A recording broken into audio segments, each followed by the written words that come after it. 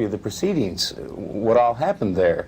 The nation and an organization called the National Security Archive went to through the normal channels to get copies of this whole report, and that would be the White House Office Administration, and they said, well, we don't have it. So they started looking around, and come to find out, the Reagan administration sent it over to a guy named Arthur Culverhouse Jr., who is counsel to the president. And his office is not subject to the FOIA, the Freedom of Information Act. Now, the National Security Archive went ahead and asked them if they would go ahead and make this material available to them. And Culverhouse responded, quote, "In light of the ongoing criminal and congressional investigations into the matters that were the subject of the inquiry conducted by the President's Special Review Board, we do not believe it would be appropriate to make discretionary release of these documents at this time." It doesn't make much sense. This thing happened 5 or 6 months ago, and it was a committee composed of mostly cream puffs. I think, Frank, you mentioned to me that 3/4 of the people on the committee had actually voted for contra funding all the way through, so they were predisposed to not find any fault. Well, this was, nothing much came of the Tower Commission, and they still don't want people to see this material. Well, there's an article in the Progressive called Gavel to Grovel. It really lays it on the Democrats for failing in their responsibility to bring all these things that we've been telling you about to the forefront. But of course they didn't. And not only did they not bring things out like the secret team and the drug running and all like this, but they made sure that they just put the wimps and the dummies and the people who were sympathetic to the Contras anyway on this committee. For instance, they didn't have Edward Kennedy on, or John Kerry, or Christopher Dodd, and they certainly didn't have on Henry Gonzalez or Ron Dellums. And of course the media didn't put any of these people on either. Oh, they had Kerry on a little bit, but not very much.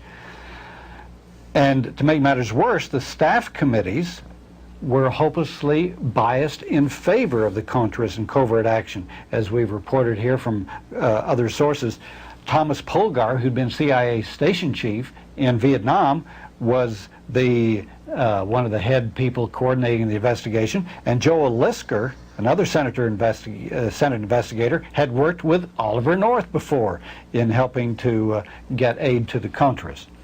And in the right-wing newspaper, The Spotlight, they talk about why it was that the discussion on any relationship with Israel was not gone into on the committee.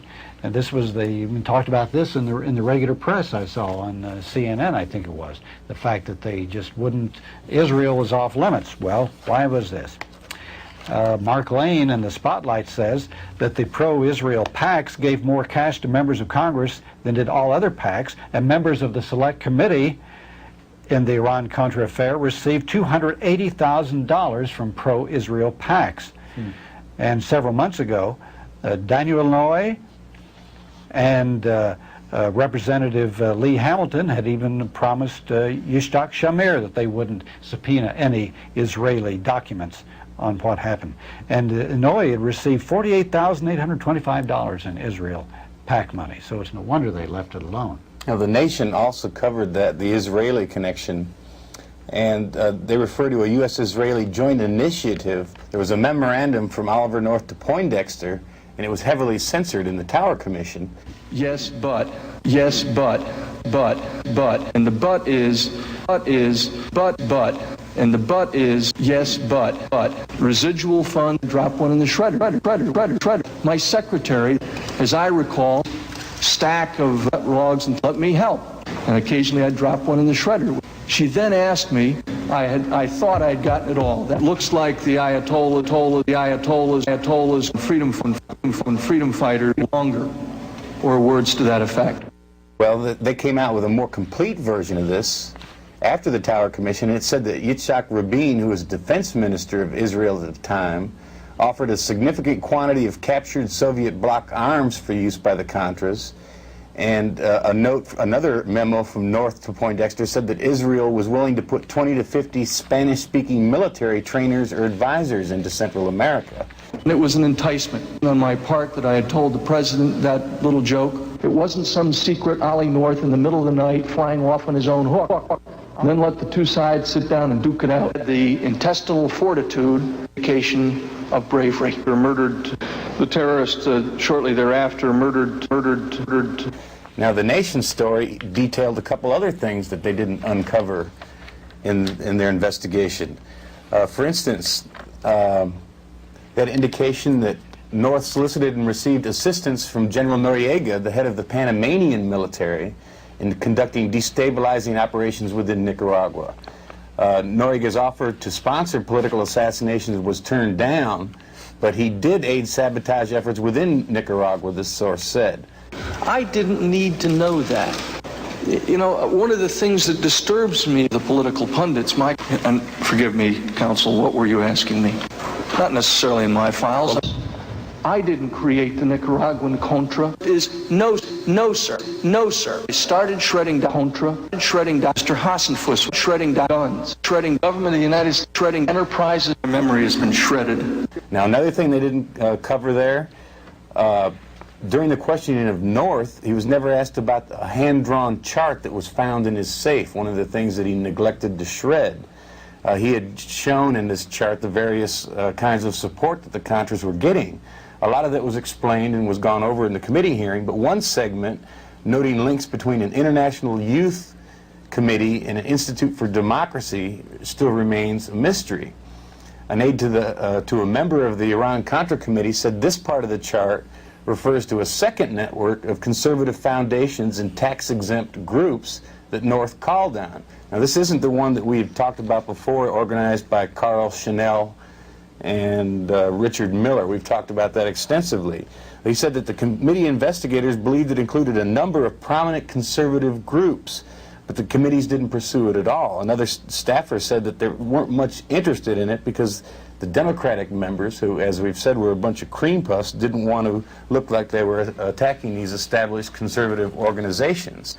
And one more thing. No, sir. No, sir. No, sending guns, sending guns, sending guns, sending guns, sending guns, sending guns, sending guns, sending guns, sending guns. Psychiatrist. I then picked up the phone. I was left holding the bag. In fact, I got two of them. The grossest, the bad, and the ugly. The good and the ugly. Grossest home band of brothers that has a long reputation. A European potentate. I think the government of the United States should have ran out of options to making a serious one Dickens of a time is a difficult thing. Believe me, gentlemen, it isn't as difficult for you as it is for a guy that's got to come up here and tell the Park Lane hosiery. Another issue, the September 5th issue of The Nation, they bring up one other thing that they didn't ask Ollie North while he was up there. He said, why didn't the Congressional Select Committee members allow Lieutenant North to present, why did they allow North to present his delusions as facts? And this is what they're talking about. He was testifying in March 1985 about the San Jose Declaration, which was a document preaching the virtues of democracy and was supposed to have been written by the Contras in a show of political unity. They're getting their stuff together, they're going to win the country, etc. And it says, his voice thick with emotion, North likened the statement to our own Declaration of Independence and our own Constitution. He says, it was hammered out and compromised and with differing views by men who all sought a common purpose. It was truly an effort to arrive at an amicable conclusion to a bloody war. Well, in fact, the Declaration was drafted by three men, one of them who was Oliver North. And they did this in a Miami hotel room. North and Contra leaders Adolfo Calero and Arturo Cruz did this, according to them, as North later wrote in a memorandum to McFarlane, that the objective was to convince the U.S. Congress that the opposition was led by reasonable men. Now, members of the committees had that memorandum before they ever questioned North, but not one of them pointed this out while North was up there singing the Star-Spangled Banner. Instead, the committee cream puffs watched as old Ollie wrapped the American flag around our Contra-hired guns. The whole thing is now stopped, dead, cold. I'm not trying to be flippant about that. Undoubtedly, everything else having gone wrong with this, that went wrong too. Well, some people really say, you know, this guy's really a sicko. Even McFarlane said that North either ought to be transferred or sent to Bethesda Naval Hospital. Ollie North has been loyal to his wife since the day he married her. Starting in the spring of 1984, we've been doing a little hanky-panky. I was already engaged. And I asked her, when you put up things like the old buffoon and you all snicker at it, I turn to others, and you know that I've got a beautiful secretary. And the fact is, I went to my best friend, and the good Lord gave her the gift of beauty, and I asked her, did I ever go to Disney World or a trip on a space shuttle? Oh, I was about to leave for Tehran. I had already been told by Director Casey that I should be prepared to take my own life, because this kid won't be around much longer, as I'm sure you know. I'll be glad to meet Abu Nidal on equal terms anywhere in the world. Up on the screen for the whole world to see, and these things kind of come in Aprils, I guess. I would use my own money, Lieutenant Colonel Oliver North's paycheck money. We went there to buy leotards for our 2 little girls. We had an operational account, and we used the money for legitimate purposes within that covert operation. To think there's a loose cannon on the gun deck estate at the NSC, that's a cliffhanger of an ending. One of the really serious things is that they didn't go into the drug running of the Contras and the CIA. Even though information for months has been accumulating about the CIA's involvement in drug running, and after there was just a brief mention of it, which the committee poo-pooed and didn't go into at all, they just kind of sloughed it off, the next day, 2 days later, a Senate subcommittee actually heard testimony by 2 CIA agents who were involved in Contra guns for drugs operations. But the Iran Contra panel didn't go into it. Frank, I have some new drug information. We've, of course, given detailed accounts on alternative views of the Contra drug operation, but the Covert Action Information Bulletin of summer 1987 has quite a bit of new information on the cocaine connection that I hadn't read before. This is the first time that I've seen the top Contra leaders implicated in this drug ring. All of the previous allegations touched middle and lower level echelon Contras who were supposedly smuggling drugs as part of the arms operation. But Senator John Kerry, the Democrat of Massachusetts, testified in a congressional hearing onto the alleged Contra drug connection that, and I quote, "It is clear that there is a networking of drug trafficking through the Contras," Kerry said at the meeting, and it goes right up to Contra leaders Mario Calero, Adolfo Calero, and Enrique Bermudez, who's the military leader of the Contras. So these are the 3 highest Contra leaders. There's some other information about the connection to the Ochoa family, which is the biggest Colombia drug family that I hadn't heard before. And that comes from a U.S. Citizen who was married to a Colombian drug trafficker who became a witness for the FBI and testified under the pseudonym Wanda Doe. She was used as an undercover agent and informant. And Wanda Doe testifies that on 2 different occasions she witnessed the loading of cocaine from the Ochoa family place in Colombia onto CIA-owned airlines and onto flights that were supervised by CIA agents that were being used to fly drugs to the United States and arms back to the Contras. Something else interesting is that the log of the co-pilot on the crashed plane that Eugene Hassenfuss was on when his plane crashed delivering arms to the Contras and was shot down over Nicaragua. The log of that plane indicated that 2 previous visits of the airline went to the Barranquilla residents of the Ochoa drug family that's more evidence that the CIA was involved in this cocaine connection. And it has a lot more information about the Cuban-American operatives in this, many of who go back to the Bay of Pigs. In fact, the Covert Action Information Bulletin indicates that no fewer than 8% of the Cuban-Americans who were involved in the Bay of Pigs invasion were later prosecuted for drug running, that they became involved in the drug business and were a large part of the infrastructure of the illegal arms operation and drug operation that the Contras were running.